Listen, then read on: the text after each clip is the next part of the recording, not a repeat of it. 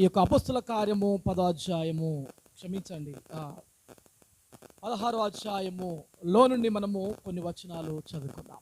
అందులో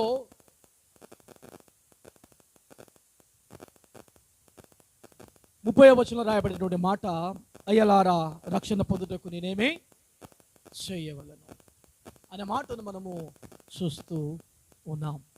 ఆ మాట చెరసాల అధికారి, చెరసాల నాయకుడు అననికి గల కారణం ఏందో మనము 25వ వచనంలో నుండి మనము చదువుకుంటూ వచ్చినాం, గమనించిన.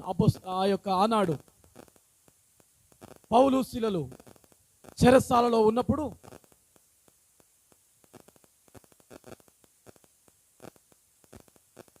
వారు పాటలతో ప్రార్థించినప్పుడు చెరసాలలో భూకంపము వచ్చింది. చెరసాల పునాదులు అదిరినాయి, గేట్స్ అన్ని కూడా తెరుచుకొని ఉన్నాయి. అలాంటి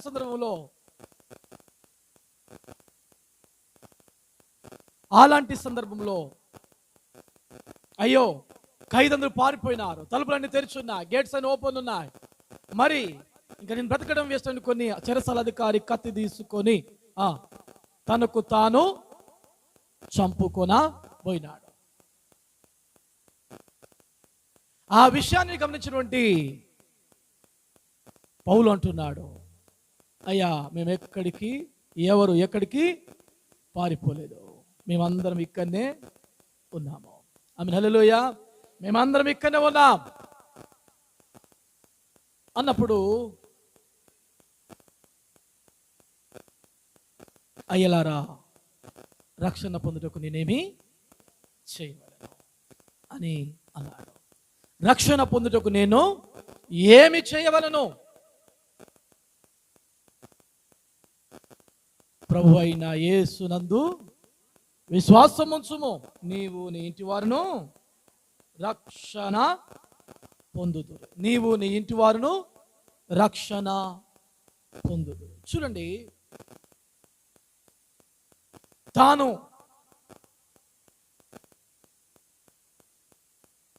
చెరసాల అధికారి అడుగుతున్నా, నేను రక్షణ పొందుటకు ఏమి చేయవలను? రక్షణ పొందుటకు నేనేమి చేయవలను? చక్కగా జవాబిస్తున్నారు. ఏమని? ప్రభు అయిన యేసునందు విశ్వాసం ఉంచుము, నీవు నీ ఇంటి వారును రక్షణ పొందుతారు, రక్షించబడతారు. ఈరోజున రక్షించబడడం, రక్షణ పొందుకోవడం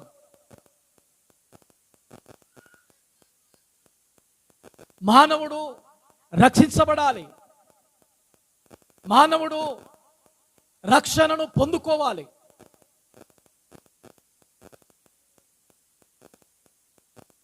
రక్షణ మరి పొందుకోకపోతే మరి మానవునికి ఏమి కలుగుతుంది అని మనం ఆలోచించేటైతే, అసలు రక్షణ అంటే ఏమిటి? రక్షణ అంటే ఏమిటి?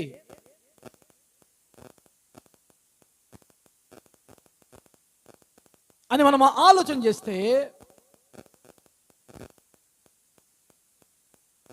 బైబిల్ గ్రంథంలో రాయబడిన మాట, మత్తయి సువార్త 1వ అధ్యాయం 21వ వచనం చదివి సహాయం చేయండి చేసి.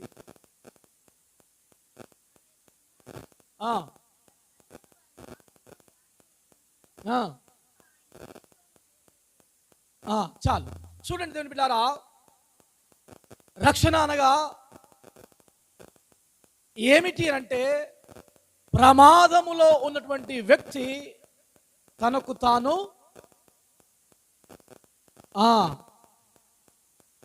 ప్రమాదంలో వ్యక్తిని రక్షించడము.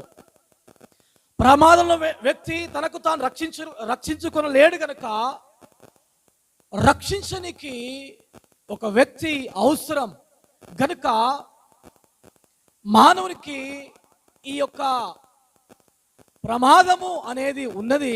ఆ ప్రమాదము నుంచి రక్షించేవారు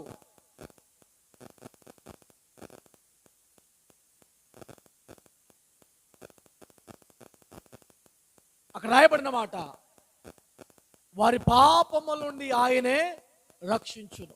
మానవుడు తనకు తాను రక్షించుకోలేడు గనుక ఆ పాపము నుంచి విమోచించబడమే, ఆ పాపము నుంచి రక్షించబడమే రక్షణ కార్యము. ఆమేన్, హల్లెలూయా. అయితే చాలా మంది ఏమనుకుంటున్నారంటే రక్షణ అంటే బాప్తిస్మము అని అనుకుంటున్నారు. రక్షణ అంటే బాప్తిసం తీసుకుంటే రక్షించబడలేడు. చాలా మంది నువ్వు రక్షణ తీసుకున్నావా అని అడుగుతారు. అంటే వారి యొక్క ఉద్దేశం ఏంటంటే నువ్వు బాప్తిసం తీసుకున్నావా అని అంటారు. కానీ బాప్తిసము కంటే ముందు జరిగేదే రక్షణ కార్యము. మరి అందుకనే దేవుడు గమనించి పరలోకపు తండ్రి మానవుని విషయంలో ఆలోచన చేసి ఏమి ఆలోచన చేసంటే మానవుడు ప్రమాదములో ఉన్నాడు, మానవుడు పాపములో ఉన్నాడు గనుక ఈ మానవుణ్ణి రక్షించాలి అని దేవుడు వచ్చినాడు. అయితే మరి మానవుడు ఈ రక్షణను గమనించలేకపోతున్నాడు. దేవుడు వచ్చిన ఉద్దేశాన్ని మనుషుడు గమనించలేకపోతున్నాడు. ఎందుకంటే తాను ఏమని గమనిస్తలేడంటే నేను ప్రమాదంలో ఉన్నాను అని గమనించలేని స్థితిలో తాను ఉన్నాడు.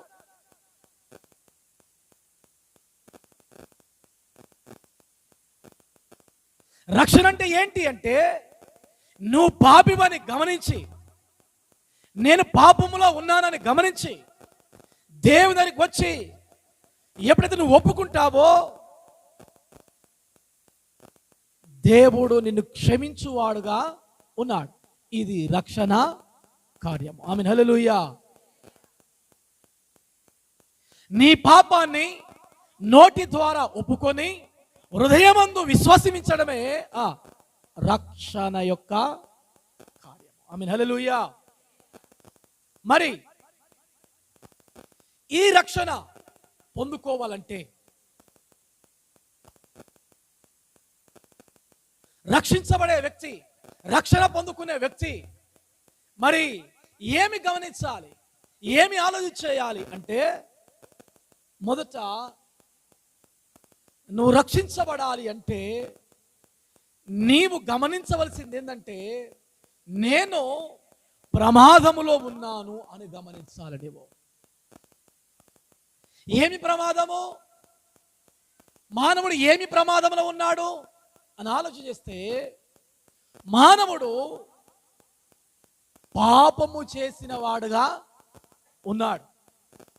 దాన్ని గమనించినటువంటి స్థితిలో ఉన్నాడు. చూడండి, ఆదాము యొక్క జీవితంలో ఆదాము పాపం చేసినప్పుడు తనకు భయం అనేది వచ్చింది,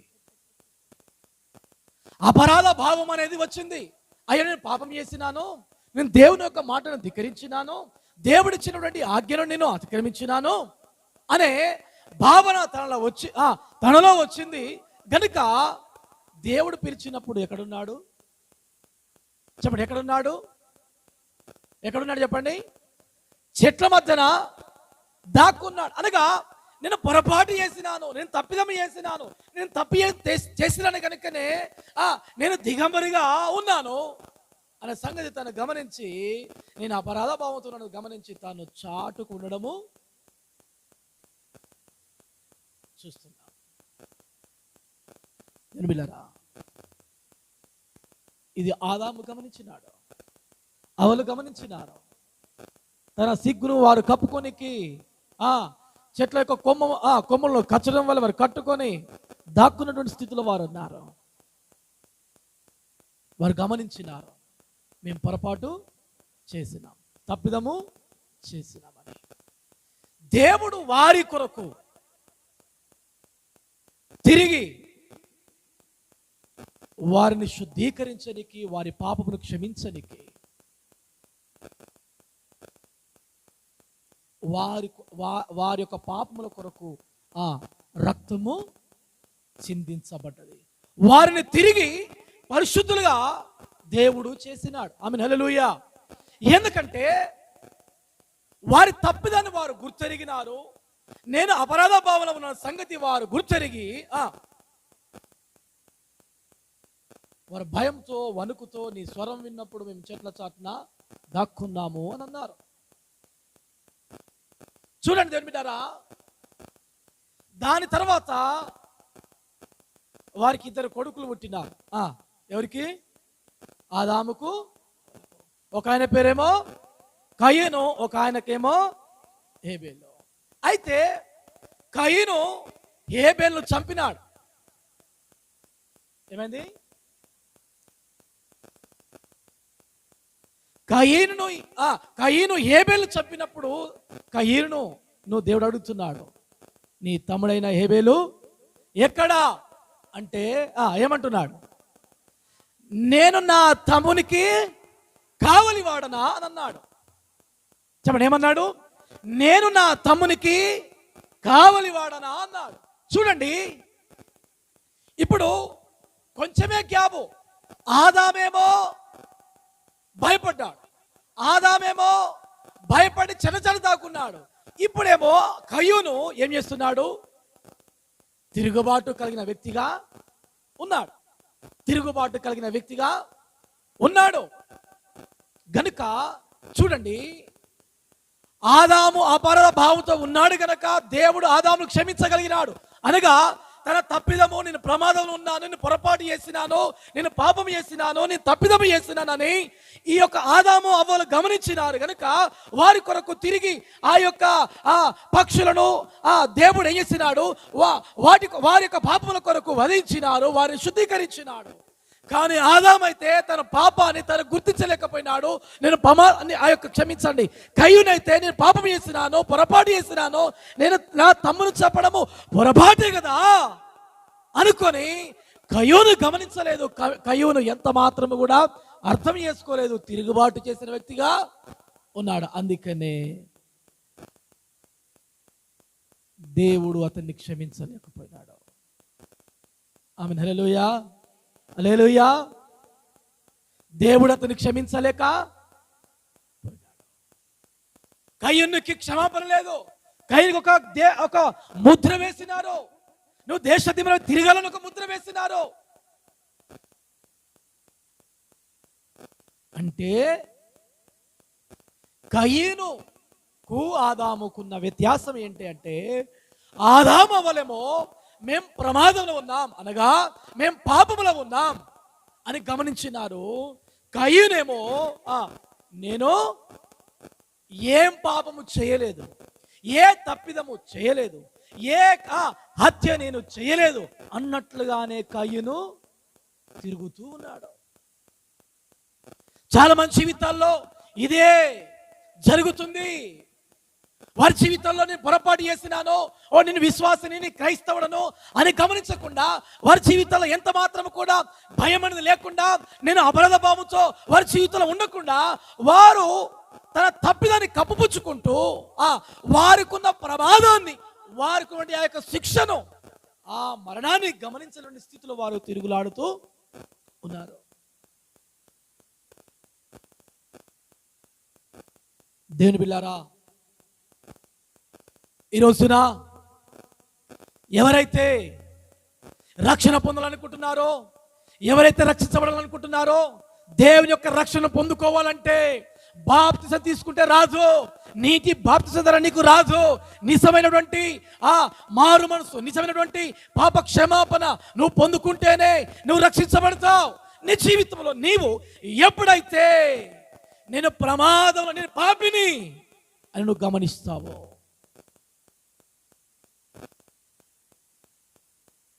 రక్షించబడే వ్యక్తి నేను పాపిని, నేను ప్రమాదములో ఉన్నానని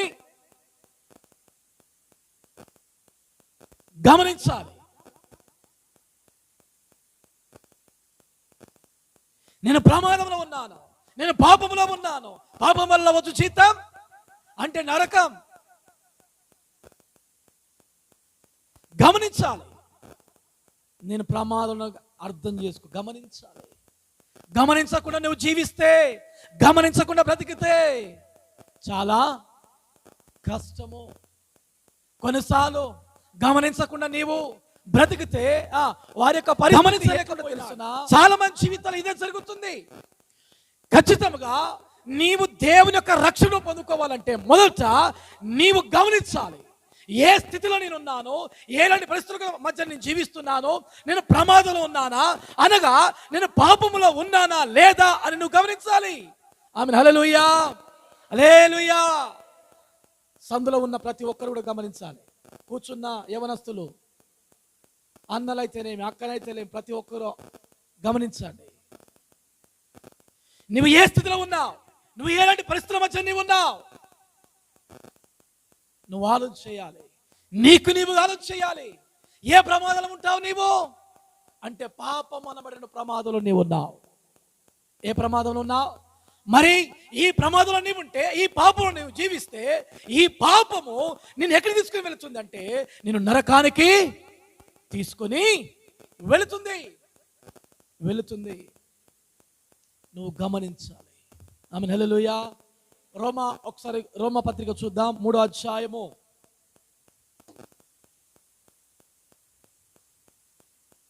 20వ వచనం. ఏలయనగా ధర్మశాస్త్ర సంబంధమైన క్రియల మూలముగా ఏ మనుష్యుడును ఆయన దృష్టికి నీతిమంతుడని తీర్చబడడు. ధర్మశాస్త్రం వలన పాపమనగా ఎట్టిదో తెలియబడుచున్నది. ఇట్లుండగా ఈ మాట మనం అర్థం చేసుకోవాలి. ఏలైనగా ధర్మశాస్త్ర సంబంధమైన క్రియల మూలముగా ఏ మనుషుడు ఆయన దృష్టికి నీతిమంతుడని తీర్చబడడు. ధర్మశాస్త్రం వలన పాపమనగా ఎట్టిదో తెలియబడుచున్నది. ఆమేన్, హల్లెలూయా. చూడండి నేను పిల్లారా, నువ్వు మందిరానికి వస్తున్నావు, వెళుతున్నావు, ఎన్నో నమ్మినావు, కానీ నీవు పాపివని దేవుని వాక్యం ద్వారా నిన్ను హెచ్చరించినప్పుడు, ధర్మశాస్త్రము అనగా దేవుని యొక్క వాక్యము, దేవుని యొక్క ధర్మశాస్త్రము ఏమి బయలుపరుస్తుందంటే నువ్వు మంచివాడవా చెడ్డవాడవా, నువ్వు పాపివా పరిశుద్ధునివా అనేది ధర్మశాస్త్రము నీకు తెలియజేస్తుంది. ఆమేన్, హల్లెలూయా, హల్లెలూయా. ధర్మశాస్త్రం వలన నీకు రక్షణ లేదు, కానీ ధర్మశాస్త్రము నీకు ఏం బయలుపరుస్తుందంటే ధర్మశాస్త్రము నీవు పాపివి అని గుర్తు చేస్తుంది. ఆమేన్, హల్లెలూయా. ఏమని గుర్తు చేస్తుంది? నువ్వు ప్రమాదంలో ఉన్నావు, నువ్వు పాపంలో ఉన్నావు అని నీకు గుర్తు చేస్తున్నప్పుడు నువ్వేం చేయాలి? అవునా, నేను పాపంలో ఉన్నానా అని నువ్వేం చేయాలి?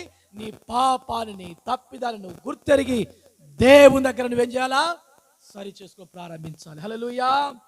చూడండి దేవుని బిడ్డ, ధర్మశాస్త్రం ఎందుకు కొరకు మోషే ఏర్పాటు చేసినాడు అంటే, ఈ ధర్మశాస్త్రం లేకపోతే మానవుడు, ఆనాటి మనుషులు వారు విచ్చలవిడిగా ఇంకా జీవిస్తున్నారు.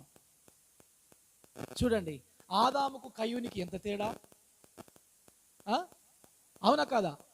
ఆదాము కొంచెం భయపడ్డాడు, కయ్యూనైతే మొత్తానికే. ఇక దాని తర్వాత ఇంకా అంటే వీరు కంట్రోల్లో లేరు కనుక వీరు కంట్రోల్ చేయాలంటే ఇప్పుడు ఏం పెట్టాలి వారికి? ఒక ధర్మశాస్త్రం నియమించాలి అన్న ఒక భావనతో ఆనాడు మోషే వారి కొరకు ఈ యొక్క ధర్మశాస్త్రాన్ని నియమించినాడు, వారి కొరకు ఏర్పాటు చేయడం జరిగింది. ఈ ధర్మశాస్త్రము ఏం బయలుపరుస్తుంది, ఏం తెలియజేస్తుంది? నువ్వు పాపివి, నువ్వు మంచివాడివి, నువ్వు ఈ పని చేస్తే నువ్వు ఇట్లుంటావు, ఈ పని చేస్తే నీవు ఒకవేళ ఈ పని ద్వారా నీవు మంచి చేసిన వ్యక్తి ఉన్నావు, ఈ పని ద్వారా నువ్వు చెడు చేసిన వ్యక్తి ఉన్నావు కనుక ఈ పని చేయకూడదు, చేయాలి అని ధర్మశాస్త్రం బయలుపరుస్తుంది. కానీ బయలుపరిచినప్పుడు, నువ్వు పాపమని గుర్తించినప్పుడు నువ్వేం చేయాలి? నువ్వు పాపివని ధర్మశాస్త్రము నిన్ను నిర్ధారించినప్పుడు నువ్వేం చేయాలి? నీ పాపాన్ని, అయ్యో నేను పాపిని అని నువ్వు గమనించాలి. ఆమేన్, హల్లెలూయా. నేను తప్పిదం చేస్తున్నాను గమనించాలి, నేను పొరపాటు చేస్తున్నాను గమనించాలి.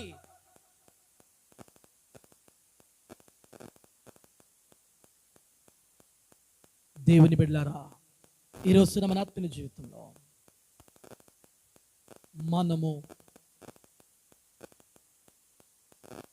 ఎలాంటి స్థితిలో మనమున్నాం మనము గమనించవలసిన అవసరత ఉన్నది.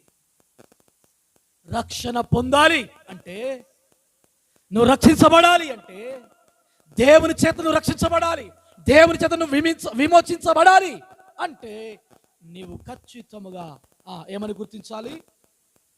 నీవు పాపివని, నేను పాపిని అని గుర్తించాలి. నేను పాపిని అని గుర్తించకుండా దేవుని యొక్క రక్షణను నీవు పొందుకోలేవు. ఆమేన్, హల్లెలూయా. రక్షించే వ్యక్తి కూడా ఎందుకు వచ్చినాడు తెలుసునా? నశించిన వారిని వెదకి రక్షించుటకు, పాపులను రక్షించుటకు. మరి రక్షించాలి అంటే రక్షించే వ్యక్తి నీ ఎడల ఎంతో ఆసక్తితో ఉన్నాడు, నేను రక్షించాలని. ఆమేన్, హల్లెలూయా. లేడా? నీ కొరకు కదా ఆయన వచ్చింది. ఆమేన్, హల్లెలూయా. నీ కొరకు కదా, నేను రక్షించడానికి కదా ఆయన వచ్చింది.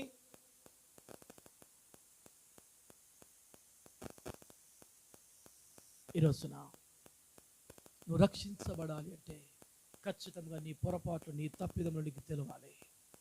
చాలా మంది జీవితాల్లో బాప్తిస్మం తీసుకున్నారు, లోకానుసారంగా జీవిస్తున్నారు, అదే రక్షణ అనుకుంటున్నారు, ఇదే క్రైస్తవ జీవితం.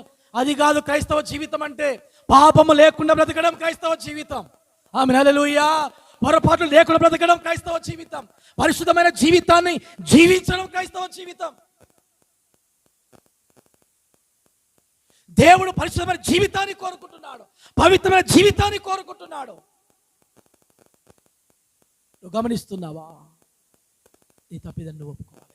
ఆమేన్, హల్లెలూయా. చూడండి బిడ్డలారా, మీకు అర్థం కాని 2 విషయాలు గుర్తు చేస్తాను. ఒకటి, జక్కయ్య ఏమని గమనించో తెలుసునా? నేను అన్యాయస్తుని అని గమనించినాడు. ఆమేన్, హల్లెలూయా. ఏమని గమనించినాడు?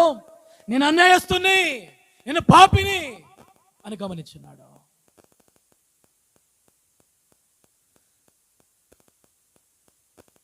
ఎవరైతే తన పాపాన్ని గుర్తించి నేను పాపములో ఉన్నాను, నేను శాపములో ఉన్నాను అని గుర్తించి ఎవరైతే దేవుని దగ్గర అడుగుతారో దేవుడు వారిని రక్షించడానికి సిద్ధంగా ఉన్నాడు. ఆమేన్, హల్లెలూయా, హల్లెలూయా.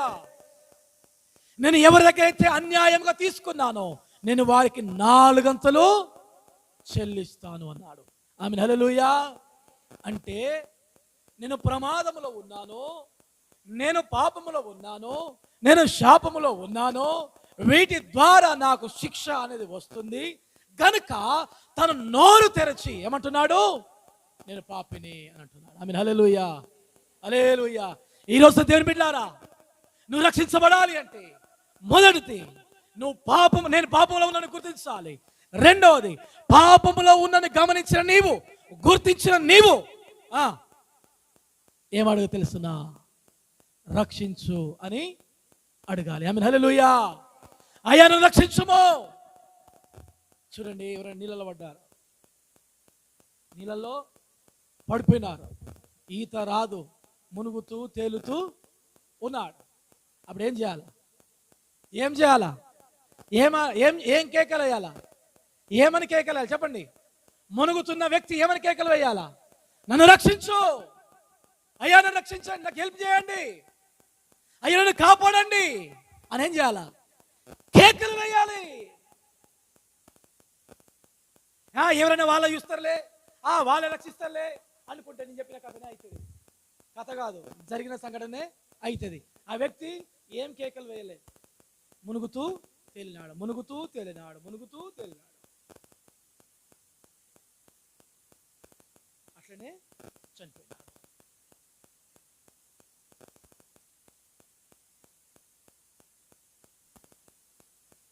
నీ జీవితంలో నువ్వు ఎప్పుడైతే పాపాన్ని గమనించినావో, నీ తప్పిదాన్ని, నీ పాపాన్ని ఒప్పుకొనక దేవుని దగ్గర నువ్వు ఏం చేయాలి చెప్పండి? ఏం చేయాలి? ఒప్పుకోవాలి. నన్ను రక్షించు అని కేకలు వేయాలి.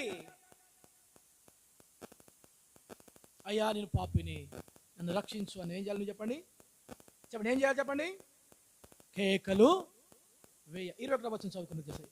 రోమపత్రిక 21వ వచనం, 3వ అధ్యాయం 21వ వచనం.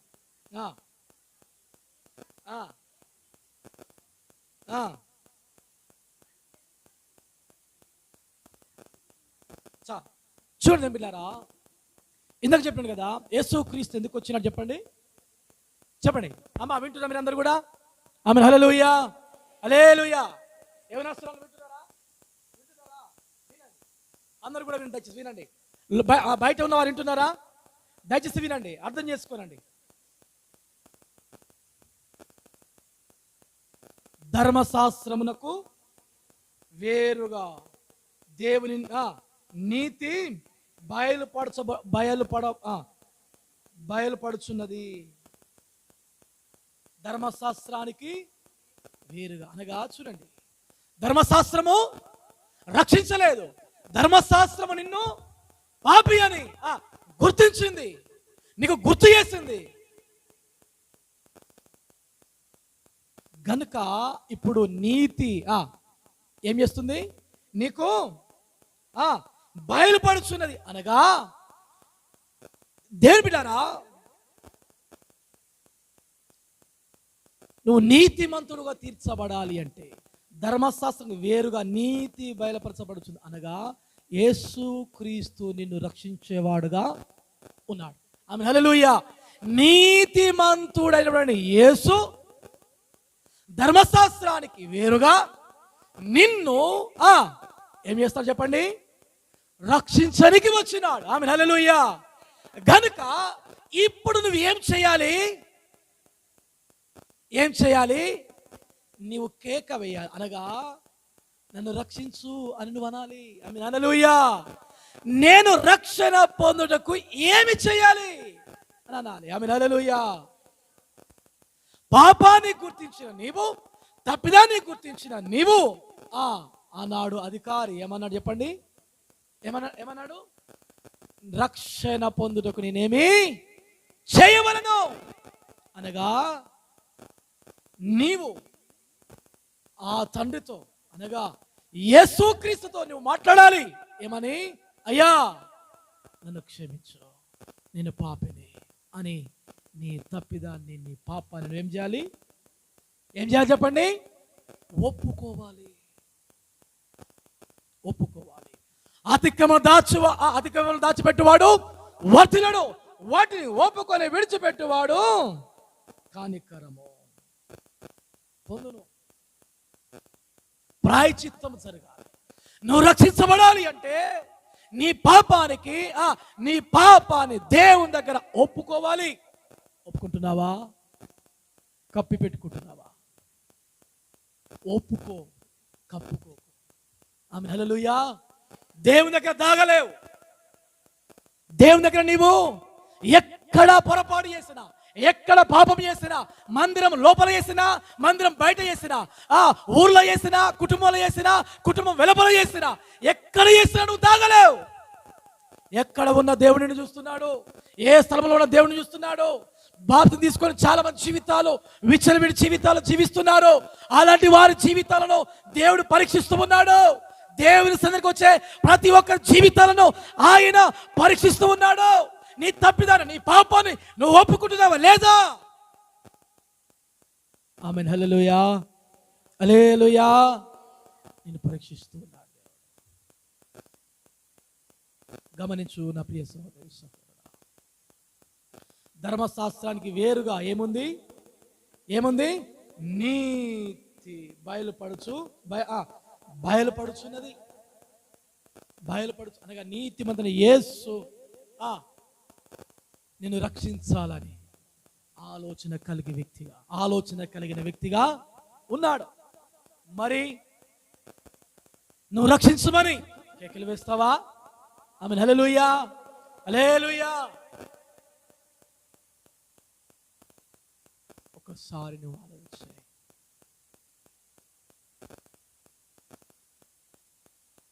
జక్కయ్య ఏమన్నాడు చెప్పండి? ఏమన్నాడు? నేను అన్యాయస్తుని అన్నాడు. దేవుడు ఏమన్నాడు? నేడు ఇంటికి రక్షణ వచ్చి ఉన్నది. ఇతడు అబ్రహాము కుమారుడు అన్నాడు. ఆమేన్. హల్లెలూయా, హల్లెలూయా. పాపం ఒప్పుకున్న జీవితాలు అంత మాత్రమే కాదు, నువ్వు కేక వేయాలి. తర్వాత నీతిమంతుడైనటువంటి యేసు మీద నువ్వు ఏముంచాలి అంటే విశ్వాసం ఉంచాలి. ఆమేన్. హల్లెలూయా. చెప్పండి గట్టిగా హల్లెలూయా. ఇంకో సంగీతం హల్లెలూయా. మళ్ళీ సంగీతం హల్లెలూయా. ఇప్పుడు రెండు పైకి తీద్దాం గట్టిగా హల్లెలూయా.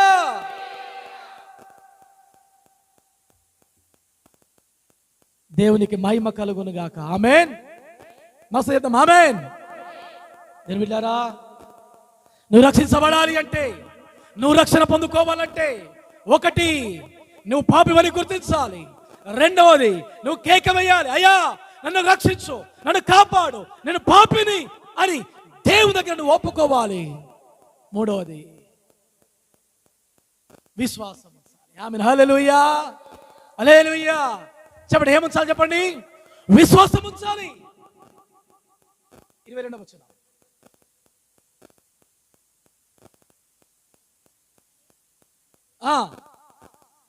విశ్వాసమూలమైనదై నమ్ము వారందరికీ కలుగు దేవుని నీతి అయి ఉన్నది. ఆమేన్. హల్లెలూయా, హల్లెలూయా. చూడండి,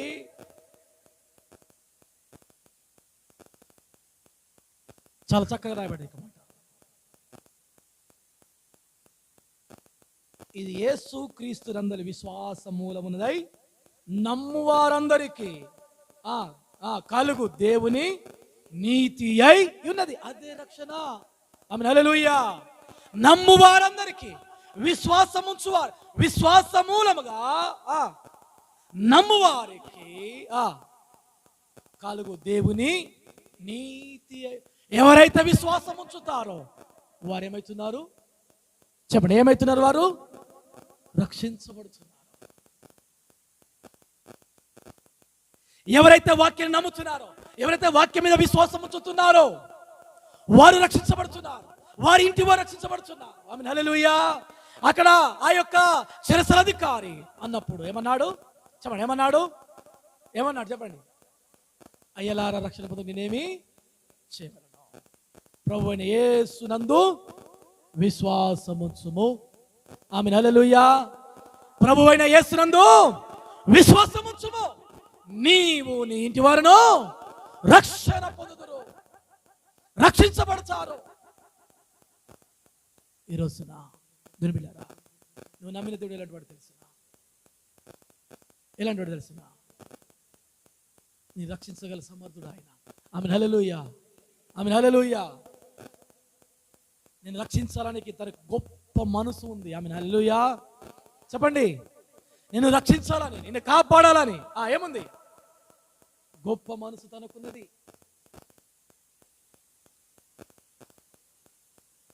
నిన్ను ప్రేమిస్తూ ఉన్నాడు ఆయన. ఆమేన్. హల్లెలూయా. నిన్ను రక్షించే వ్యక్తి సమర్థుడై ఉన్నాడు గనుక ఆయన నీ కొరకే వచ్చినాడు. ఆయన నీకు రక్షణ ఇవ్వాలని, నిన్ను రక్షించాలని ఆయన వచ్చినాడు. మరి ఆయన మీద నువ్వు విశ్వాసం లేకుండా జీవిస్తున్నావా? నమ్మకం లేకుండా బ్రతుకుతున్నావా? విశ్వాసం లేకపోతే నీకు నిత్య జీవము లేదు. ఆమేన్. హల్లెలూయా. నీకు రక్షణ లేదు. విశ్వాసం లేకపోతే నువ్వు నీతిమంతుడుగా తీర్చబడలేవు. విశ్వాసం లేకపోతే నువ్వు రక్షించబడలేవు. విశ్వాస మూలముగా నువ్వు నీతిమంతుడు తీర్చబడుతున్నావు. అబ్రహాము విశ్వాస మూలముగా నీతిమంతుడు తీర్చబడ్డాడు. విశ్వాసాన్ని బట్టి నువ్వు రక్షించబడుతున్నావు. విశ్వాసాన్ని బట్టి నువ్వు నీతిమంతుడు తీర్చబడుతున్నావు. ఈ రోజున నువ్వు గుర్తిస్తున్నావు, నేను పాపిగానే అనుకుంటున్నావేమో, నేను పాపిని కాదని. చూడండి మిల్లారా, హల్లెలూయా. చాలా మంది జీవితాల్లో నేనేం పాపం చేసినా, నేనేం తప్పిదం చేసి అనుకుంటున్నారు. ఇప్పుడు చదవండి 23వ వచనం. ఏ భేదము లేదు, అందరూ పాపము చేసి దేవుడు అనుగ్రహించు మహిమను పొందలేకపోతున్నారు. ఆమేన్, హల్లెలూయా, హల్లెలూయా. నేను పాపిని కాదు, నేను తాగుబోతుని కాదు, నేను తిరిగిపోతుని కాదు, నేను తినిపోతుని కాదు, ఏ పాపం నాలో లేదు. నేను నా జీవితంలో నేను పరిశుద్ధంగా తిరుగుతున్నావేమో, బైబిల్ సెలవిస్తుంది. ఏ భేదము లేదు, అందరూ పాపం చేసి దేవుడు అనుగ్రహించు మహిమను. కనుక ఈ రోజున ఖచ్చితంగా నీ జీవితంలో నువ్వు పాపి అని గుర్తించాలి. నువ్వు పాపి అని దేవుని దగ్గర ఒప్పుకోవాలి, కేక వేయాలి. ప్రభు అయిన యేసు మీద నువ్వు విశ్వాసం ఉంచాలి. ఆమేన్, హల్లెలూయా. విశ్వాసం ఉంచాలి. దేవుడు నీ కొరకు వచ్చినాడు. నువ్వు విశ్వాసం ఉంచితే, నువ్వు విశ్వాసం ద్వారా కేక వేస్తే ఆ పరలోకపు తండ్రి నీ కృపను అనుగ్రహించినాడు ఆయన. ఆమేన్, హల్లెలూయా. పాపిని నీ జీవితాన్ని నీతిమంతుగా తీర్చాడు ఆయన.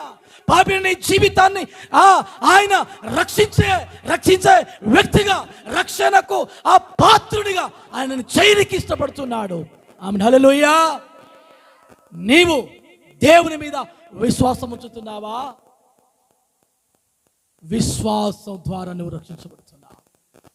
దేవుని మీద విశ్వాసం ఉంచడం ద్వారా నువ్వు రక్షించబడుతున్నావు. నీ జీవితంలో విశ్వాసం లేకుండా ఏమి చేసినా, విశ్వాసం లేకుండా ఎంత ఉన్నా మృతుడవే. నీవు మృతుడవే. జీవించుచున్నావన్న పేరు మాత్రమున్నది, కానీ నీవు మృతుడవే. విశ్వాసం లేని జీవితం, క్రియ లేని జీవితం, దేవుని మీద విశ్వాసం లేకుండా బ్రతికితే నువ్వు మృత్యువులో ఉన్నావు. నువ్వు రక్షించబడిన వ్యక్తిగా లేవు, నువ్వు మృత్యుడవుగా ఉన్నావు. ఈరోజు నా ప్రియ సోదరుడా, నువ్వు రక్షించబడాలి. నువ్వు రక్షించబడాలి. నువ్వు రక్షణను పొందుకోవాలి. ఆమేన్, హల్లెలూయా, హల్లెలూయా. నువ్వు రక్షణ పొందుకుంటే నీకు క్షేమము, నీ కొరకు నరకము లేదు. నువ్వు రక్షించబడకపోతే మాత్రం ఖచ్చితంగా నీ కొరకు నరకం ఉంది, నరకం ఉంది.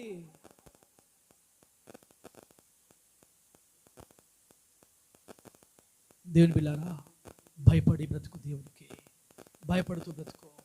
గుర్తించు ఏ స్థితిలో నీవు ఉన్నా, ఏ ప్రమాదంలో నీవు ఉన్నా. ఆ ప్రమాదాన్ని గుర్తించకపోతే ఖచ్చితంగా ఆ ప్రమాదానికి ఖచ్చితంగా నువ్వు గురవుతావు, దానికి బలవుతావు. ఆ ప్రమాదానికి నువ్వేమైపోతావు? గుర్తించకూడదు. క్రైస్తవుడు ఖచ్చితంగా గుర్తించాలి. ఆమేన్, హల్లెలూయా, హల్లెలూయా. విశ్వాసి ఖచ్చితంగా నువ్వు ప్రమాదం ఉన్నావు లేదా సంగతి ఖచ్చితంగా గుర్తించాలి. నువ్వు ఒకవేళ గుర్తించినప్పుడు, నువ్వు ప్రమాదం ఉన్న సంగతి నీకు తెలిసినప్పుడు, నువ్వు దేవుని దగ్గర ఒప్పుకోవాలి, ఒప్పుకోవాలి, ఒప్పుకోవాలి. విశ్వాసం ఉంచాలి. ఆమేన్, హల్లెలూయా. విశ్వాసముతో, నమ్మకముతో నువ్వు బ్రతికితే నువ్వు రక్షించబడుతున్నావు. ఆమేన్, హల్లెలూయా. దేవుని బిడ్డలారా, ఈరోజు నీ జీవితం రక్షణ పొందుకున్నావా? రక్షించబడ్డావా? రక్షించబడిన వ్యక్తివేనా నీవు? నేను అడుగుతుంది బాధ్యత తీసుకున్న వ్యక్తివేనా అడుగుతలే, రక్షించబడిన వ్యక్తివేనా అని అడుగుతున్నాను. ఆమేన్, హల్లెలూయా, హల్లెలూయా. ఈరోజు నా ప్రియ సహోదరి సహోదరుడా, నువ్వు రక్షణ పొందుకోవాలి. హెబ్రీయుల పత్రిక ఈ మాట చదువుకొని మనం ముగించుకున్నాం. 4వ అధ్యాయం.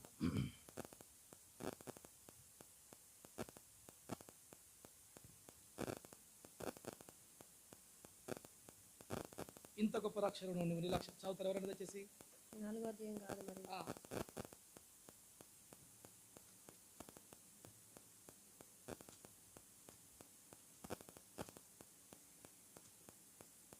క్షమించండి, అది నేను మీకు ఎవరికైనా దొరికిందా? ఇంత గొప్ప రక్షణ నువ్వు నిర్లక్ష్యం చేసిన 12వ అధ్యాయమా?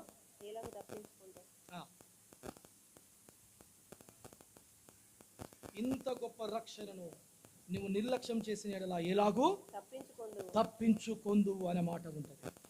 దొరికిందా మీకు ఎవరికైనా? 12వ అధ్యాయం ఒకసారి చూడండి, లేదంటే ఒక్కసారి చూడండి. సరే,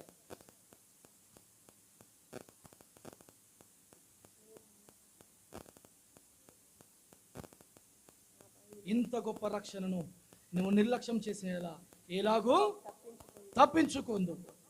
ఇంత గొప్ప రక్షణను దొరికిందా? మనము 2వ అధ్యాయం హెబ్రీలకు 2వ అధ్యాయం రైట్, ఓకే ఓకే రైట్. నేను 2వ అధ్యాయం 3వ రైట్ 3-4 వచనాలు. రైట్. ఇంత గొప్ప రక్షణను మనము నిర్లక్ష్యము చేసిన ఎడల నిర్లక్ష్యము చేసిన ఎడల ఎలాగు తప్పించుకుందువు. అట్టి రక్షణ ప్రభు బోధించుట చేత ఆరంభమై దేవుడు తన చిత్తానుసారముగా సూచక క్రియల చేతను మహత్ కార్యముల చేతను నానా విధములైన అద్భుతముల చేతను విధములైన పరిశుద్ధాత్మ వరములను అనుగ్రహించుట చేతను వారితో కూడా సాక్ష్యమిచ్చుచుండగా వినిన వారి చేత మనకు దృఢపరచబడెను. ఇక్కడ రాయబడిన మాట, ఇంత గొప్ప రక్షణను నువ్వు నిర్లక్ష్యము చేసిన ఎడల ఇలాగూ తప్పించుకుందావు. నీవు నిర్లక్ష్యం చేస్తున్నావేమో. ఎన్నో అద్భుతాలు, ఎన్నో ఆశ్చర్యకార్యాలు, ఎన్నో ఆత్మ వారములు చూస్తున్నాం. ఇంకా కూడా నువ్వు రక్షించబడిన వ్యక్తిగా నువ్వు ఉన్నట్లయితే, నీవు రక్షణను నిర్లక్ష్యం చేస్తే నువ్వు తప్పించుకోలేవు. ఆమేన్, హల్లెలూయా, హల్లెలూయా. సిలువ మీద ఉన్న దొంగ ఏమన్నాడు? అయ్యా, నీ రాజ్యంలో ఒక్కసారి నన్ను జ్ఞాపకం చేసుకున్నాడు. నేడు నీవు నాతో కూడా పరదేశంలో ఉంది అన్నాడు. ఆమేన్, హల్లెలూయా, హల్లెలూయా. పరదేశంలో ఉంది అన్నాడు. ఈరోజు నా ప్రియ సహోదర సహోదరుడా, జక్కయ్య ఇంటికి రక్షణ వచ్చింది. దొంగగా ఉన్న వ్యక్తికి రక్షణ వచ్చింది. చెరసాల నాయకుడైనటువంటి అధికారికి ఏమొచ్చింది? రక్షణ వచ్చింది. ఆమేన్, హల్లెలూయా, హల్లెలూయా. మరి మన జీవితాలు, మనము ఎట్లున్నాం? మన బ్రతుకు ఎట్లుంది? రక్షించబడిన వ్యక్తులు ఇంకా నిర్లక్ష్యం చేస్తున్నావా? నువ్వు తప్పించుకోలేవు. నీవు తప్పించుకొనలేవు. మహాభయంకరమైనది నరకము. చాలా భయంకరంగా ఉంటుంది. ఆ వేదన తట్టుకోలేవు. ఏమన్నాడు ధనవంతుడు? ఏమన్నాడు? అయ్యా, ఈ పాతాళములో ఈ యాతన నేను తాళలేకపోతున్నా. ఒక్క నీటి చుక్క చిటికెన వేలు ద్వారా నాకు, అంటే ఎంత భయంకరంగా ఉందో ఆలోచించాయి. అలాంటి దానికి నువ్వు వెళ్ళకుండా ఉండాలంటే, ఆ నరకానికి వెళ్ళకుండా నువ్వు ఉండాలంటే, ఒకటి నీవు గమనించాలి, నేను పాపిని అని. నీ తప్పిదాన్ని దేవుని దగ్గర నీవు ఒప్పుకోవాలి. దేవుని మీద విశ్వాసము ఉంచాలి. అప్పుడు నువ్వేమవుతున్నావు? రక్షణ పొందుకుంటావు. ఆమేన్, హల్లెలూయా, హల్లెలూయా. జక్కయ్య పొందుకున్నట్లుగా, అధికారి పొందుకున్నట్లుగా, సిలువలో దొంగ పొందుకున్నట్లుగా రక్షించబడతావు. రక్షణ నిర్లక్ష్యం చేయకు. ఆమేన్, హల్లెలూయా. ఇంకా దేవునితో మాట్లాడుతున్నాడు. నీ దేవునితో మాట్లాడుతున్నప్పుడు నువ్వు గమనించాలి. నేను పాపిని గుర్తించాలి. నీ తప్పిదను నువ్వు ఒప్పుకోవాలి. ఆమేన్, హల్లెలూయా. నీ కొరకు యేసుక్రీస్తు వచ్చినాడు. నేను రక్షించడానికే వచ్చినాడు. ఆమేన్, హల్లెలూయా. నేను రక్షించడానికే వచ్చినాడు. రక్షణ అనగా నోటి ద్వారా నీ పాపాన్ని ఒప్పుకోవాలి, హృదయములో విశ్వసించాలి. అప్పుడు నీవు రక్షించబడతావు. దేవుడి మాటలు దేవుడు దీవించును గాక. ఆమేన్.